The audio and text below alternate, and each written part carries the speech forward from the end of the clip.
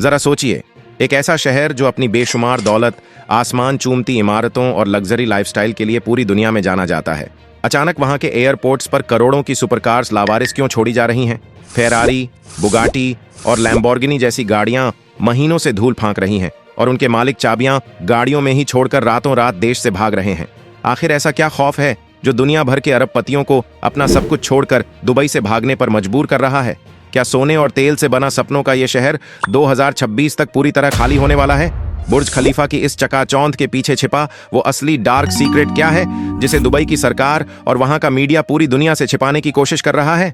Cheque bounce होने के खौफनाक कानून से लेकर शरिया लॉ के उस सच तक जिसने बड़े बड़े रईसों की नींदें उड़ा दी हैं। दुबई के पतन की इस अकल्पनीय और अनफिल्टर्ड रिपोर्ट का पूरा सच जानने के लिए एक बार यह वीडियो पूरा जरूर देखें। चलिए दुबई की चकाचौंध के पीछे छिपे इस सबसे बड़े काले सच की शुरुआत करते हैं। The great escape. Dubai international airport की पार्किंग में अगर आप कभी गहराई से नजर डालें तो आपको ऐसा लगेगा जैसे आप किसी हॉलीवुड की पोस्ट अपोकैलिप्टिक फिल्म का सेट देख रहे हैं। Ferrari Enzo, Lamborghini Aventador, Porsche, Bentley और मर्सिडीज बेंज जैसी दुनिया की सबसे महंगी और शानदार गाड़ियां वहां हफ्तों, महीनों और सालों से लावारिस खड़ी हैं। इन पर रेगिस्तान की धूल की इतनी मोटी परत जम चुकी है कि कोई इनके शीशे पर उंगली से वॉश मी लिख जाता है।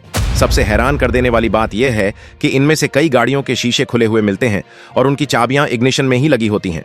आखिर कोई इंसान अपनी 20 या 50 करोड़ की गाड़ी को इस तरह लावारिस छोड़कर क्यों भागेगा? ये कारें उन लोगों की हैं जो दुबई के खतरनाक कर्ज के जाल में ऐसे फंसे कि उनके पास अपनी जान बचाने के लिए देश छोड़ने के अलावा कोई और रास्ता नहीं बचा। रातों रात फ्लाइट की टिकट ली गई, गाड़ी एयरपोर्ट पर छोड़ी गई और वो इंसान हमेशा के लिए दुबई से गायब हो गया। ये दुबई का वो पहला डार्क सीक्रेट है जो इस शहर की चकाचौंध पर एक बहुत बड़ा और काला धब्बा लगाता है। खौफनाक डेब्ट लॉ।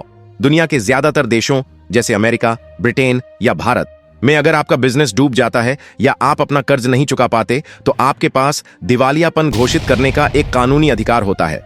इससे आपको जेल नहीं जाना पड़ता बल्कि आपकी संपत्तियों को बेचकर बैंक अपना पैसा वसूलते हैं। लेकिन दुबई में ऐसा कोई सुरक्षा कवच नहीं है।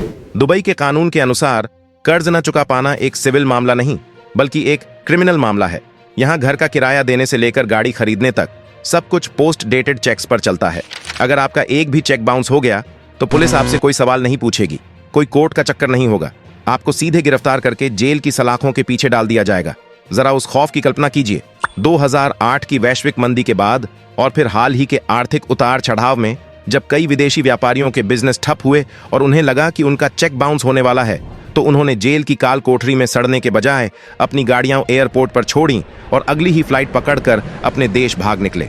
आज भी दुबई में यह कानून विदेशी निवेशकों और कामगारों के सिर पर एक नंगी तलवार की तरह लटकता रहता है। सोनापुर।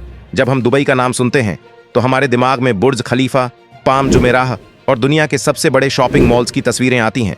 लेकिन क्या आपने कभी सोचा है कि 50 डिग्री सेल्सियस की चिलचिलाती धूप में इन गगनचुंबी इमारतों को बनाता कौन है? इन अजूबों को बनाने वाले ज्यादातर मजदूर भारत, पाकिस्तान, बांग्लादेश और नेपाल से आते हैं। इन्हें दुबई के बाहरी इलाके में स्थित सोनापुर नाम के लेबर कैंप्स में रखा जाता है। सोनापुर का मतलब सोने का शहर होता है, लेकिन यह नाम एक बहुत बड़ा मजाक है। एक छोटे से कमरे में 10 से 15 मजदूरों को जानवरों की तरह ठूंस कर रखा जाता है। यहाँ ना तो ठीक से पीने का साफ पानी होता है और न ही एयर कंडीशनर। ये मजदूर दिन में 12 से 14 घंटे उस खतरनाक गर्मी में काम करते हैं जहां इंसान का खून भी उबलने लगे। दुबई का हर शानदार मॉल और हर गगनचुंबी इमारत इन मजदूरों के खून, पसीने और टूटे हुए सपनों की नींव पर खड़ी है। The shadow of strict laws. Dubai खुद को दुनिया के सामने एक बेहद आधुनिक, पश्चिमी और खुले विचारों वाला शहर दिखाता है। यहाँ बड़े बड़े क्लब हैं, बीच पार्टियां होती हैं और शराब भी मिलती है। लेकिन यह आज़ादी एक बहुत ही नाजुक धागे पर लटकी हुई है। दुबई असल में सख्त शरिया कानून से संचालित होता है, जिसे कब और किस पर लागू कर दिया जाए इसका कोई भरोसा नहीं। अगर आप सोशल मीडिया पर दुबई सरकार, वहां के शेख या किसी सरकारी नीति के खिलाफ एक शब्द भी लिख देते हैं तो आपको साइबर क्राइम के तहत रातों रात गिरफ्तार किया जा सकता है। यहाँ फ्रीडम ऑफ स्पीच नाम की कोई चीज नहीं है। यहाँ तक कि व्हाट्सएप कॉल और स्काइप जैसी सुविधाएं भी आम जनता के लिए पूरी तरह से बैन हैं ताकि संचार पर सरकार का पूरा नियंत्रण रहे। 2026 का महासंकट। क्या दुबई सच में खाली हो जाएगा?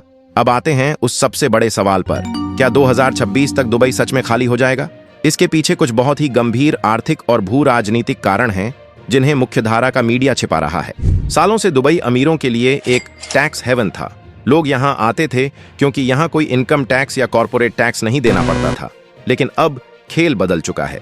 गिरते हुए तेल के भंडार और बढ़ती वैश्विक अर्थव्यवस्था की चुनौतियों के कारण यूएई सरकार ने हाल ही में कॉरपोरेट टैक्स लागू कर दिया है। इसके अलावा एआई और ऑटोमेशन के तेजी से बढ़ने के कारण लाखों व्हाइट कॉलर नौकरियां 2026 तक खत्म होने की कगार पर हैं। जब नौकरियां नहीं होंगी और टैक्स देना पड़ेगा तो कोई विदेशी इतनी महंगी जगह पर रहना क्यों पसंद करेगा? The real estate bubble ready to burst.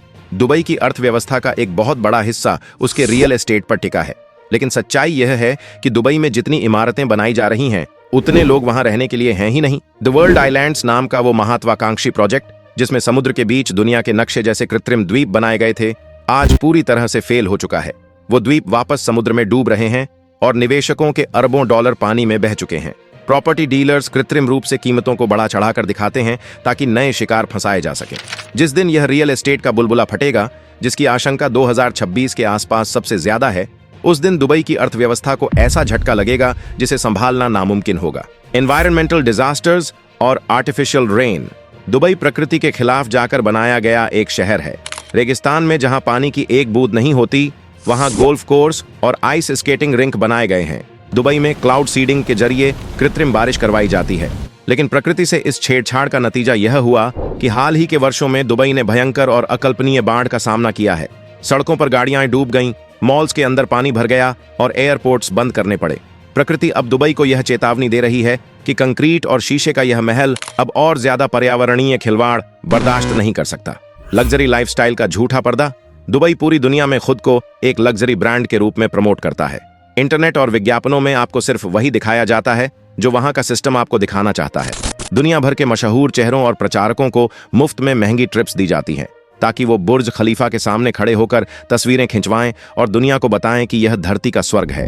लेकिन अगर कोई स्वतंत्र पत्रकार या आम नागरिक दुबई की असली समस्याओं, मजदूरों की मौतों, बढ़ते अपराध या खाली पड़ी इमारतों की जमीनी हकीकत दिखाने की कोशिश करता है तो उसे तुरंत देश से निकाल दिया जाता है या जेल में डाल दिया जाता है। यह एक ऐसा खूबसूरत गुब्बारा है जिसके अंदर सिर्फ हवा और कर्ज भरा हुआ है। रेत के शहर में रेत का अकाल। यह बात आपको शायद एक मजाक लगे, लेकिन जिस शहर की नींव ही रेगिस्तान पर रखी गई है, वहां अब रेत की कमी हो गई है। जी हां, दुबई में आसमान चूमती इमारतों और कृत्रिम द्वीपों को बनाने के लिए जिस खास कंक्रीट की जरूरत होती है, उसके लिए रेगिस्तान की रेत बिल्कुल बेकार है क्योंकि वह बहुत चिकनी और गोल होती है।